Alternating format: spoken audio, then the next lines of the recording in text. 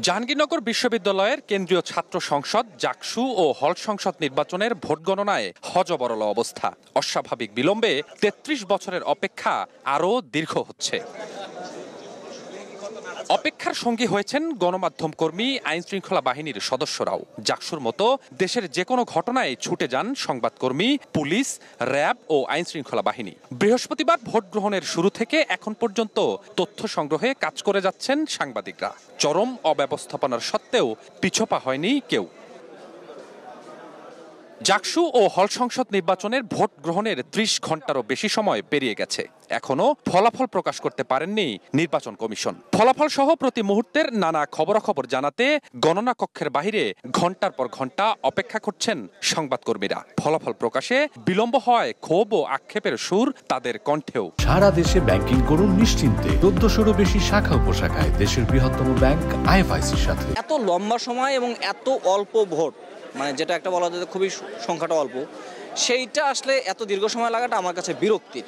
আইন শৃঙ্খলা বাহিনী, আমাদের সংবাদকর্মীরা তো আছেনই, হ্যাঁ, কিন্তু যারা আইন শৃঙ্খলা বাহিনী তাদেরও অনেকে ক্লান্ত হয়ে ঘুমিয়ে পড়ছেন। তারা আসলে জানতেন না যে এত সময় এখানে থাকতে হবে। শারীরিক সক্ষমতা, মানসিক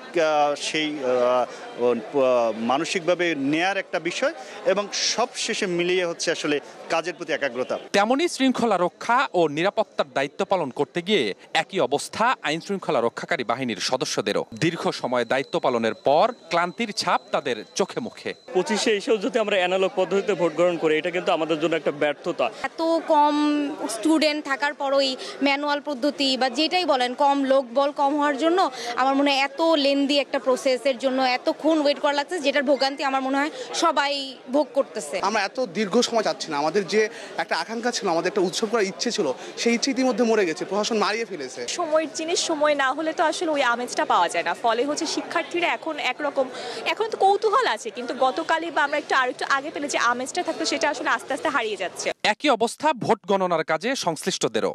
একদিকে হাতে ভোট গণনা, অপরদিকে লোকবল কম থাকায় বিশ্রামহীনভাবে চলছে কাজ। সিনেট ভবন, বটতলা সহ পুরো ক্যাম্পাসেই এলইডির সামনে রাত কাটিয়ে দিচ্ছেন শিক্ষার্থীরা। অপেক্ষা চূড়ান্ত ফলাফলের। জাহাঙ্গীরনগর বিশ্ববিদ্যালয় থেকে স্বপন আহমেদ, সময় সংবাদ।